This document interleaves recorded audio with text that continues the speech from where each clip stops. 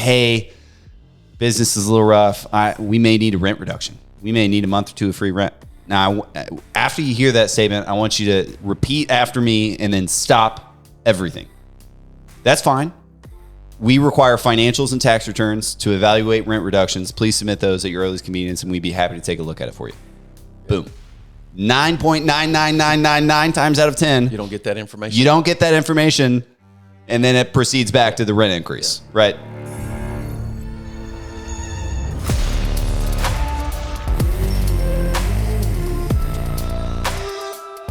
All right, what is up? And welcome back to How to Invest in Commercial Real Estate. And we have a really cool topic discussing how to add easy value in your lease renewals. Now, most of these are going to be applicable to retail shopping centers, but they're just as easily applicable to light industrial. You could insert several of these points or kind of the thought process or ideals into like multifamily leases, I'm sure. They'd be applicable to office as well on some level. Yeah, absolutely. Before we get into that, though, we just wrapped up ICSC Vegas, this massive, I would call it worldwide conference in Las Vegas. I would say it's pretty worldwide, although they may have other huge ones in like Dubai or Hong Kong or Singapore, but this one it's massive. If you want to be overwhelmed with commercial real estate companies, go to this conference. It's May every year in Las Vegas. We tried to overdo it, scheduled a meeting every 30 minutes, and it was 15-minute walk between each booth. So we learned a little something there, but anyway, if you've been looking for, I mean, there's so many people who say, how do you find these deals? How do you know these people in St. Louis? How do you know that guy? And I mean, I get that question all the time. Do you guys get that question? I feel like we just did a podcast on how we buy stuff across the country. This is how, right? Go to ICSC, get your mind blown. If you're looking at buying property in wherever, you can find 50 brokers in that city, 50 property managers in that city that are going to ICSC, and you can meet them all in one day. Yeah, we came across... You cannot meet them all in one day. What was it? We barely met two handfuls of people in one day. I think it was 30,000 people were there that one day. But it's really impressive. And if you wanted to learn about commercial real estate and you just wanted to walk through and stop at each booth and just ask them, hey, what do you guys do? When did you guys get started? What's your specialty? You would learn a lot about the different players in the industry. There's management companies, there's brokers, there's developers, there's equity partners, all of it. We talked to all those people and came away with good contacts and have already started some new deals based on it, some new investments. So anyway, if you want to get hooked up, ICSC.com, super easy to buy tickets. They're egregiously expensive. Not sponsored by ICSC. If I was, they would be super cheap tickets. Anyway, we're going to get into the show. Today is all about how to maximize value with lease renewals on your property. If you've been watching or listening to this show at all, you know this is one of the biggest times we get to add value because lease term in commercial real estate is typically 5, 7, 10 years plus sometimes, unless you're in apartments, right? Then you have a 1-year lease. So these leases are so long when they come up for renewal, you have to make sure you're thinking of everything you possibly can to add value in that lease renewal. And how you want to be doing this, how I personally go about doing this is think as if I'm going to sell it. If I was going to sell this property, how would I want to buy this property? How would I want everything to be structured? And to make it as simple as possible, you're trying to make it as easy as possible for a buyer to come in and underwrite your property and understand profitability. So you've got base rent, you've got expenses, and then you've got profitability, right? But if all of your leases are completely triple net leases, then you can just, your base rent is your NOI, right? It's as simple as that because your tenants are paying their proportionate share of all the expenses. So first and foremost, we want to try as hard as we possibly can before doing anything else to make sure our tenants are paying their full proportionate triple net share plus admin fees if we can get it. Yeah, the important reason we do that is when I go to buy a property, like Braden said, I'm evaluating the net operating income and I'm putting a multiple on that. That's where we get the cap rate. But the more unsure I am of that income, the more I have to hedge on my purchase price because I don't know exactly what I'm getting it into. The reason that big corporate guarantee tenants get the lowest cap rates is because the income isn't in doubt. You have a big corporation like like a Walgreens or a Starbucks guaranteeing that lease, then you know that money's going to be coming in, you know what they're going to pay, so it removes uncertainty. Well, that's what we're going to be talking about today, is trying to remove uncertainty in an NOI number in order for you to get that maximum purchase price when you sell. And the first step, like Braden said, is transition all of your leases to triple net leases. A lot of times we see when we look at properties, some are on triple net, some are on double net, some are on gross leases. They all have different terms. And so what we want to do is standardize that from day one. As those leases come renewed, is we want to get everybody on a full triple nets, full taxes, their prorated share, full insurance, all the common area maintenance that goes along with that property. They're going to pay their pro rata share of all of those expenses. And when you say that plus try to get admin fee, I've never paid admin fee. What are you paying for there, and why are you putting that in there? That's your time. That's our time as the management, or what is admin fee? Yeah. So let's pretend you're the tenant. Who's paying the taxes? I am. Nope. Oh, No. you are, and then I'm paying you. Yeah, there you go. So who's paying? Who's paying the insurance? You are. I'm getting the insurance policy. I'm quoting it out to make sure it's a good deal. Hopefully, I'm quoting it out for you, right? Yeah. Not just taking the highest bidder. That would suck for you. So my time to quote out the insurance. Common area maintenance. That's probably a dozen vendors at least that you're arranging. That I'm arranging for. I'm bidding out. I'm throwing in a budget. I'm making sure they're paid. I'm making sure they're showing up, right? So you don't call me and complain. That's the argument that I would use as a landlord with the tenant is, hey, I'm doing all these things for you. The least I can do is get paid for it. Yeah. Okay. And there's a little bit of debate that can be had between a landlord and tenant on the admin fee and the management fee. And so, if you have an aggressive management fee, you definitely want to have the administration fee in there because you're going to be doing a lot of work on the tenant's behalf to try to save them money. If you have a really high management fee, you may be able to bend a little bit on the other fee, the administration fee, because you're already getting maybe above market rent on your management fee. So it's a give and take there, but you should be trying to get that administration fee in there. It's just 15% on top of the expenses since you're handling all of them. Okay. Well, not all of these are in order, but I would say we're starting out strong with a decent order here. Triple nets is the first thing I check. Are they full triple net? Do they have an admin fee? The next topic we're moving to is we want rent increases, right? Oh, yeah. 9.99999 times out of 10, we get a rent increase. Every year. Or just every lease renewal? At least right there, right? Like we can dive in. Yeah, we want annual rent escalations. Yeah. We want annual rent escalations. Buyers want annual rent escalations. Everybody, it makes sense. Inflation right now is freaking insane if you haven't been living under a rock recently. So yeah, annual rent increases. But yeah, them being full triple net versus a rent increase. So, why would you want to do triple net coverage before a rent increase? It's kind of like net dollars either way. Again, we're just trying to make it as easy as possible to understand the income. So if you're getting $1 either way, I'd rather have it in triple net reimbursement, making sure that's solid than messing with the rent. That being said, if they're already triple net or if they're not, we're moving that rent up. Yeah, I think what generally happens with people that own commercial assets, especially retail or office or industrial, a little bit more, the multifamilies every year, and you're looking at market rent, so it's a little bit easier to adjust them, is they're just getting comfortable. And they're saying, well, okay, the rent was this, now I'll give them a small increase, or we'll do an increase in 5 years. But we want to encourage you have to push rent. And one way you do that is compounding yearly increases. If you tell a tenant 2%, let's say after 5 years I'm going to raise it 10%, or 2% compounding. 2% compounding yearly gives you way higher increase than 10% after 5 years. And so, but the perception of the tenant is 2% is basically 10% every 5. They're very different, but conceptually they're very similar.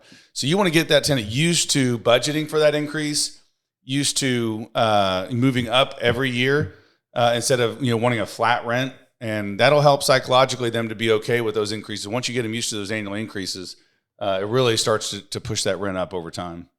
So if you deal with tenants, you're going to start to notice that every now and then tenants are going to have their shit together. Every now and then. Mm-hmm.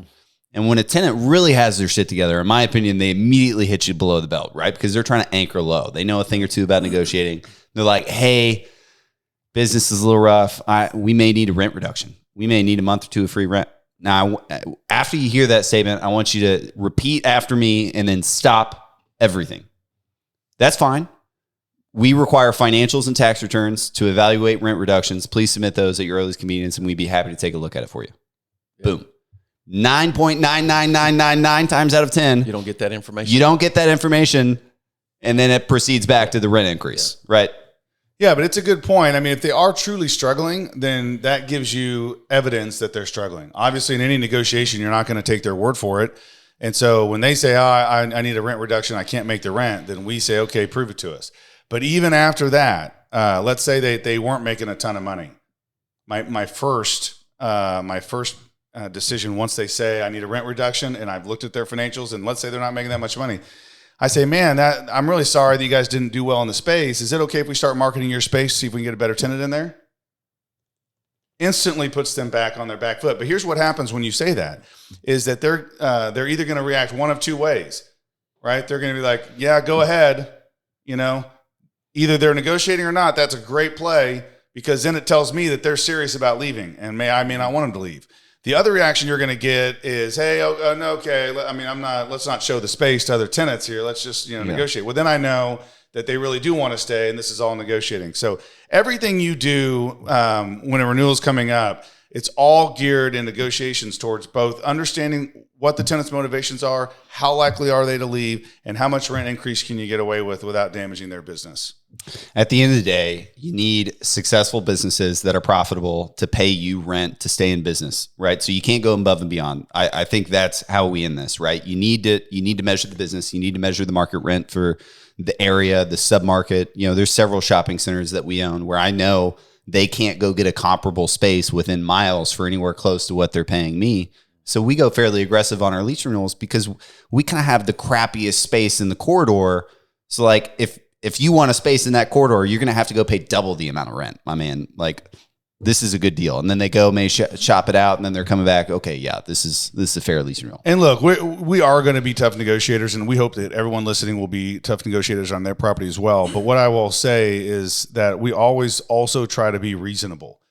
Tough, but reasonable. And so there's been instances where I knew the tenant wasn't going to go anywhere, and I knew their rent was well below market, and I could have given a 40% increase. That isn't reasonable. And so, the most I think I've ever given someone, even when they were way below market, is 15%, 20% increase just to try to get them up. But we're not going to blow people's business up just because we can. We're going to try to be reasonable, but we also want to, over time, 5 years, 10 years, work them up to market rent. So, all right, next point. This is a fun one because probably your biggest exposure in commercial real estate assets is the inherent real estate. And we don't talk about that a lot on the show because it's really about the money. Again, the inherent real estate you kind of get for free, right? But the money is why we're buying this real estate, is because it's in demand. People lease it from us. So every now and then, the building is going to start to deteriorate. It's going to need a new roof. An HVAC unit's going to go out. Your parking lot's going to need resurfaced. And again, this stuff is insanely expensive. TPO roofing is like $7 to $10+ per square foot. If you have a 50,000 square foot shopping center, that could be a $500,000 plus roof, assuming there's no like catastrophic damage under that. Parking lot is the exact same way. You can spend hundreds and hundreds and millions of dollars on concrete and asphalt. At the end of the day, the tenants in the shopping center and their customers and their usage is what's deteriorating this. So we think, and a lot of people in the industry think, that the tenants should be paying their proportionate share of these deferred maintenance items like the roof and the parking lot and the HVAC. So we're very diligent on putting that back in our common area maintenance charge. And again, do you specifically say in the lease, you should specifically say parking lot, HVAC, roof repair is included? MCAM or whatever, or maybe it's a separate item. I don't know. Yeah, there's a whole page almost of operating expenses that we're specifically allowed to bill, and we don't limit it to that. But obviously, when you're specific versus vague in a contract, specificity always wins. So you need to specifically put in there that operating expenses can include roof repair and replacement, HVAC repair and replacement, parking lot repair and replacement. And like Joel said earlier, tough but fair, right? It's not like we're just going to say $500,000, bill it in CAM 1 year and all of these tenants are paying a proportionate share of this $500,000 So how roof. do you do it? Say you do have $500,000. How do you proportion that out to the different tenants? How we try to do it is, let's say that we're going to replace the parking lot. We may come up with a repayment plan where we bill a pro rata share back to the tenants over 2 or 3 years or 4 years, maybe even longer. Obviously, if someone has 1 year left on their lease and they're not planning on renewing, and I'm going to replace the parking lot, I don't want to hit them with their full pro rata share that year when they're not going to be around to see the value of that parking lot. And same with the roof. Another one is the HVAC. They need it replaced. Well, they're going to be the ones using it, and they're the ones that have used it over the years. So we typically say, okay, we're going to assign a life to the value of that HVAC. Maybe it's 60 months, maybe it's 120 months, and we're going to divide the cost of that HVAC by 120, let's say, or 60 or 84 or 7 years, and then we're going to bill them monthly for that. And then so if they stay, for 10 years, then they're going to pay that whole thing off. Yeah. But they get the whole use of the whole life of that. If they only stay 3 years, let's say they have 3 years left of their use, they only have to pay 3 years, only the time that they're using that brand new HVAC. Okay. So that's how we try to be reasonable and fair. And the other point that you didn't mention on this is that we don't put CAM caps or CAM limits. Is that a common thing? Well, it's a common thing to cap CAM because what tenants will say is, well, I want to cap the CAM because I don't want you to be able just to increase it by whatever amount. The thing is, if your landlord is good and reasonable, they're not going to be passing on any costs that aren't associated with the property. What typically happens is lawn care will go up, insurance costs go up, taxes can for sure go up. 100% taxes are going up. And especially on a sale or a refinance, they may jump it significantly. And so the tenant, they may say, well, I don't want my cost to jump. Well, that's tough. I mean, it's the cost of the center. And as long as we're doing our due diligence to get the best pricing on all of those items, we have to pass those on in order to run an efficient property. And so we don't allow CAM caps. We may inherit some, but we don't propagate them. We don't keep them going. We stop them on lease renewals. And all we're asking there is that they just pay their pro rata share of whatever cost we incur to manage the center that they're taking advantage of. Boom. 3 points all in one. I love it. All right. Next one, options, right? So let's talk about options. A lot of people can look at an OM and say there's, 7 years of lease term remaining on an initial 10-year lease. So, right, they're 3 years in a lease. They have 7 years left, but they've got a 1 5-year option. I've literally had people say, oh, they've got 12 years of term left. I'm like, no, they don't. They've 7 and they have a 5-year option. Here's another scenario I've seen all the time is a 15-year lease, but at the end of year 10, they have the right to cancel. That is a 10-year lease with a 5-year option. Who gets the benefit of the option? 100% of the time, the tenant gets the benefit. 100% of the time, the benefit, right? Because as a landlord, let's say it's a 10-year lease. We didn't have the ability to negotiate, change, add, do anything different for 10 years, right? If they have an option for an additional 5, they just write you a letter that says, hey, I'm extending for an additional 5. Yeah, that's it. Can an option be okay if the option says that there's a certain increase in rent? Sure, but again, you're just immediately inhibiting yourself to negotiate anything. Even not, yeah. I mean, think about this, Brian. Okay, you have an increase built into that option period, and it comes up to the tenant gets to decide whether to take that option or not. He's going to do whatever is his favor. That's right. Yeah. So if the increase is not enough, it's lower than market, he's going to take that option. You don't have a chance to increase it. If it's too high, he'll say, I don't want my option, and he'll start negotiating with you on a lower price. Yeah. So, and he can threaten to leave as well. I just had this happen to me at a center we own, and I'll leave it at that. But tenant had an option to extend for another 3 years at a predetermined rate that I myself had determined. It was a renewal I did, so it wasn't somebody else's. It was a decent option. I gave it to them. They asked for it. They got it. They reached out to me a month ago, 2 months ago maybe, and they want to renew their lease. They already have an option. I'm like, hey, you already have an option. Yeah, we're trying to get these tenant improvement dollars, yada, yada, yada. They're negotiating. The option's about to expire. I think it just expired. So now the rent is inherently going to be more expensive than that option. They did not take the option. And now, I'm going up. Yeah. You had the option. I gave you this great deal. I gave you 6 months before your lease expired to accept it, and you didn't. It's just funny how a lot of landlords think that options are somehow a benefit to them. They look at these leases and are like, well, they have an initial 5-year term and they got 6 5-year options. That means they want to stay. I mean, that means nothing. Those are totally irrelevant to a value discussion because any one of those they could leave. And typically when you have that many option periods, you're going to be way behind on market rent by the time you get to those because they're just, you can't foresee inflation, especially what we've had the last year or two. So we are not a big fans of options. If I'm going to give an option, I'm going to give it at, let's say, market rent. Fair market value. Fair market value for the rent. That way, at least whatever the market rent is at the time, we can fight over it and I can try to get it. But it's not going to be a fixed set where if market rent is higher, they can take that option and get a deal. That's the best I'll do for them typically. Okay. All right.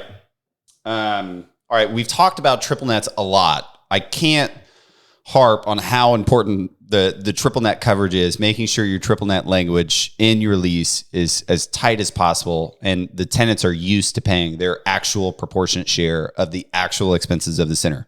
To do that, right, in the beginning, you're just coming up with the budget. You're saying, hey, big round numbers for the example, we plan on spending $100,000 in expenses for insurance, property taxes, and common area maintenance. So we'll bill you 1/12 of that every single month for your proportionate share. And then at the end of the year, we'll reconcile it out based on what we actually spent. Say we spent $110,000. Well, then I'm going to send you a bill in January, February, March of the following year and say, hey, last year we were planning on spending 100. We ended up spending 110. Here's your bill for the overage. For your portion of the overage. Right. We put language in there that says after we give you that bill and reconciliation, you have 30 days before it's due. Once it's due, it's no longer able to be disputed. 30 days to dispute it is what the language says. It's not what it says, but that's essentially what it means. Okay. It's 30 days until it's due. After it's due, it's not able to be disputed. Okay. Right. So you'll have tenants drag their feet, right? Because it's a bill. They didn't look into it. And then, 2 months later, they're like, hey, I don't think this is right. You guys shouldn't have spent $110,000 next year. Well, you had a month to look it over, George or, AB Nails LLC. And now, unfortunately, it's due next year. Be sure to catch me in that 30-day window after the reconciliation. We'll be sure to look through it for you. I mean, we give them copies of everything we spent. We give them copies of the budget. It's easily readable, but it's just... What if it's a big bill and they don't have the money?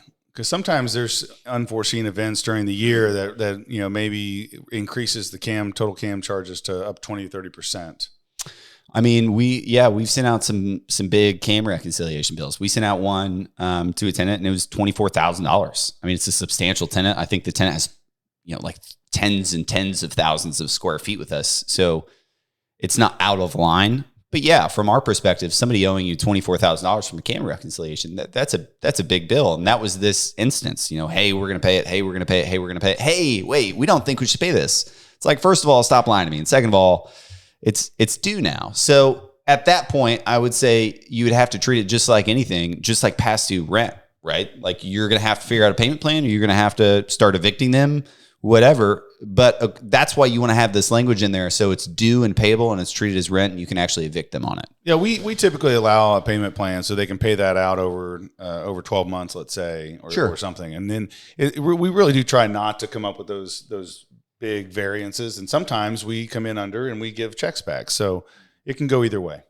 The time we come up with big variances is when we acquire properties, right? So, they go through 6 months of paying half the basis and property tax, right? And then the guy bought it for $5 million. We bought it for $10 million. So the property tax literally doubles, right? You've got to be really expeditious in getting that increase out to them, or you're going to have a big reconciliation at the end of the year. All right. Next and last point. We've dedicated an entire episode to this topic. It's so important, but we feel like we should mention it now because it is lease renewals. We're talking about adding value. But this is just a reminder that the face value of your rent, let's say it a different way, the rent you're getting is the most important thing that you could possibly have. So we've done the equation about how you can entice tenants to pay more rent for giving them tenant improvement dollars or free rent, right? And you're essentially giving them $5,000, $10,000 in tenant improvements, but the value of your property, because they're paying more rent, could be hundreds of thousands more. So we're just reminding you that if you can give tenant improvements and it increases the value of your property and the face value of your rent. You should really look at evaluating that and doing it if you've got the TI dollars available. There's, again, a lot of mom and pop owners of commercial real estate think, oh, I don't want to give you any money. The property just continually goes down in value. The tenants start looking shabby and shabby and shabby because nobody's reinvesting into this. The rent is artificially low because you're just saying, hey, if you leave, I'm going to have to pay this next tenant $100,000 to come in and remodel. So I'll let you have this for super cheap as long as you stay. That is the wrong mentality, guys. Mm-hmm. That is completely wrong. Yeah. So if you buy an 8 cap, every dollar of NOI, you can basically take 12 times that roughly and get the value in a purchase price. So if you can get, if you give a tenant, let's say $5,000, and then you can get, $5,000 more in rent a year, well, you're going to get 12 times that in a sale price, or $60,000. Now that's not necessarily the math you'll have. Maybe you give the tenant $20,000 and you get $5,000 in additional rent every year. That means, think about it this way: you give 25, but you get $5,000 a year in rent. Well, they think it's a great deal, right? They get $25,000 up front and they only pay $5,000 a year in extra rent. But that's 25% return on your money if you continue to get it over time. Right. I gave 25, but I get 5 every year. But then when I sell, I get 12 times 5, let's just say, or 60,000. So just think of that math. I earn 25% a year, and then I get 12 times that amount at the end. You're always going to be money ahead if you structure it correctly. And it's a way to benefit the tenant. They can go in there and fix up their store. It's way nicer. They have to pay a very small yearly amount to get that cash. And they've improved the value of your property, both when you sell, but also if they leave, the space will be nicer. So this isn't a show about tenants trying to get amazing lease renewals, but I will give you one tip, because there's a lot of landlords who are inherently tenants in spaces like Brian over here, right? It's always cheaper to go get a loan from a bank. Stop asking your landlord for TI dollars.